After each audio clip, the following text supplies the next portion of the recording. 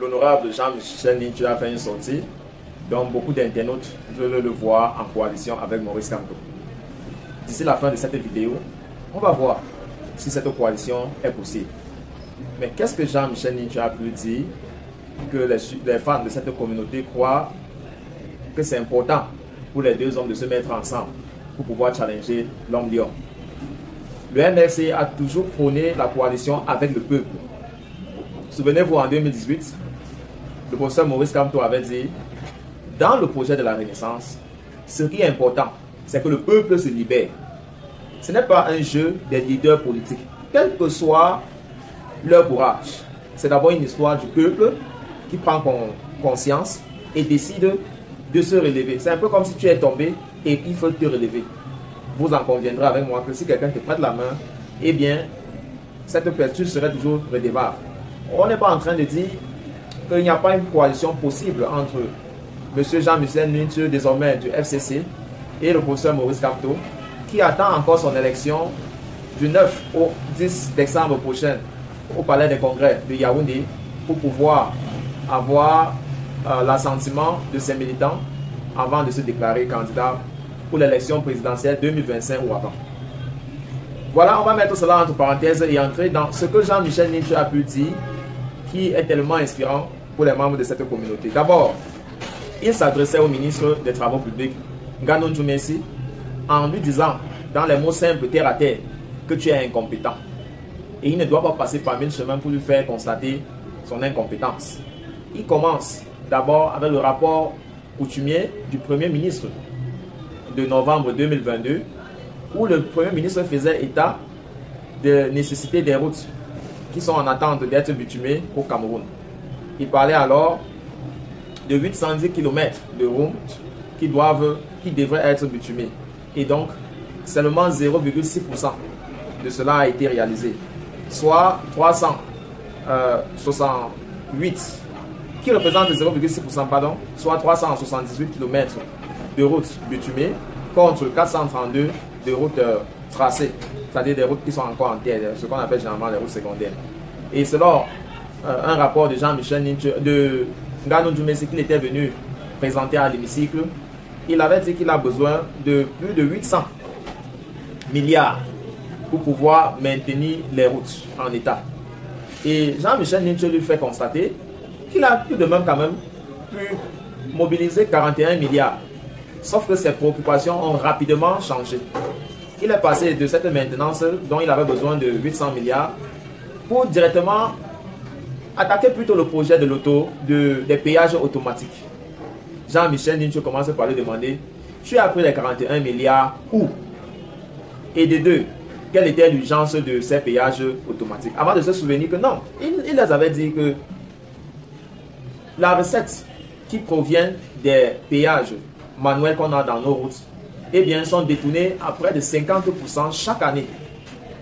Que seront les projections, seront les budgets que son ministère fait annuellement, l'argent qui finit par arriver dans la caisse de l'État n'est que 50% du montant attendu. Les détails n'ont pas été donnés. Mais tout de même, il pense que si en faisant urgence sur l'affaire des péages automatiques, cela pourrait renflouer les caisses de l'État à 100% ou bien quelque chose qui n'est pas très loin de ce pourcentage-là. Jean-Michel Nintu dit, ok, ça veut dire que c'est un projet normal. Mais allons voir donc l'opération, comment tu comptes faire. Il en a fait un budget de 14 péages pour 41 milliards. Je vous laisse faire le ratio qui certainement peut être au-delà de 3 milliards par péage. Mais Jean-Michel Nintu poursuit, il fait un peu ses recherches du côté de Congo-Brazzaville. Il s'en rend compte que dans ce pays de la zone CEMAC, ils ont également eu les projets de péage. Sauf que leur péage coûtait moins d'1 milliard, environ 951 millions. Jean-Michel Nintu lui dit alors que pourquoi est-ce que le péage automatique au Cameroun coûte 3 fois plus cher que celui du Congo-Brazzaville? Une question qui fait certainement émousser beaucoup de fans de cette communauté. Jean-Michel Nintu ne doit pas s'arrêter en si bon chemin. Il va directement embrioler sur la pénétrante est de la ville de Douala, dont Nganou Djoumessi avait éloigné du contrat une société chinoise qui a été à l'origine du pont Shanghai du côté de la Chine. Un pont que depuis sa construction, depuis près de 3 ans, est devenu l'un des plus meilleurs ponts au monde en termes de fret et de marchandises qui transitent par là chaque jour. Et donc, Jean-Michel Ninche dit en Nganou Djoumensi que tu as fait fort. Pour pouvoir bousculer une société comme celle-là, montre tout simplement que tu n'as jamais eu à faire ce genre de projet quelque part, mais tu as quand même l'audace de retirer le projet à une société pareille qui a déjà fait ses preuves et c'est visible de par le monde.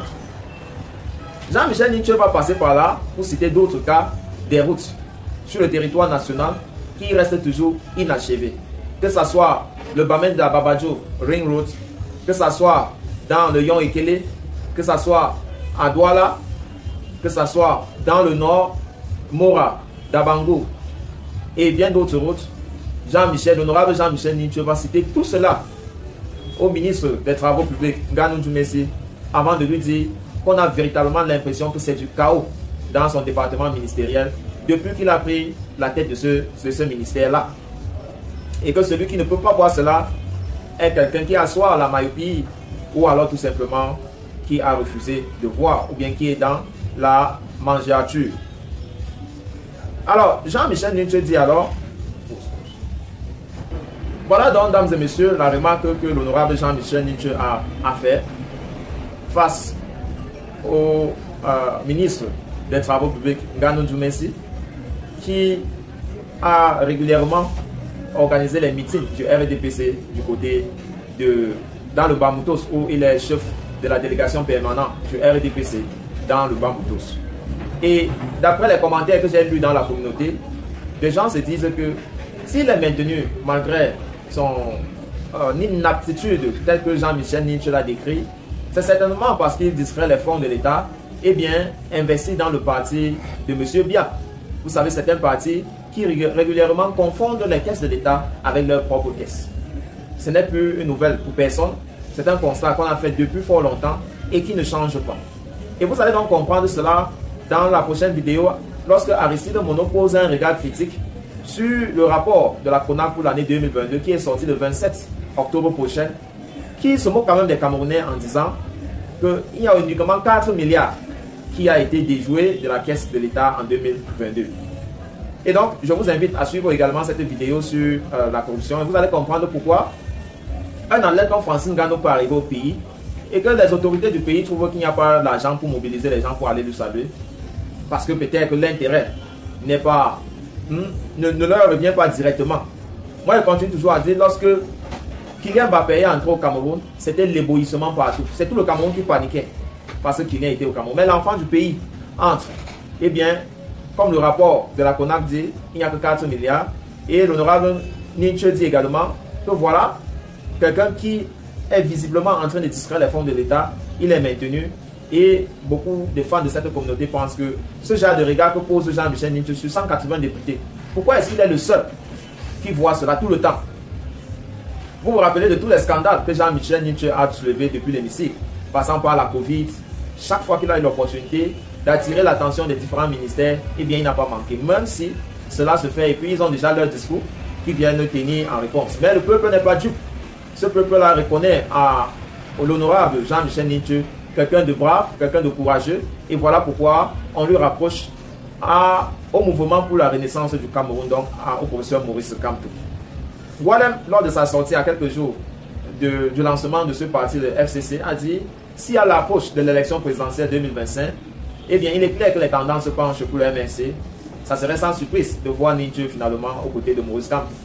Une chose est une promesse en politique, une autre est de la réaliser. Voilà qui met un thème à ce numéro de show politique avec merci. Retrouvons-nous très prochainement pour un autre. D'ici à là, nous continuons à dire merci à Clotilda. Prenez soin de vous.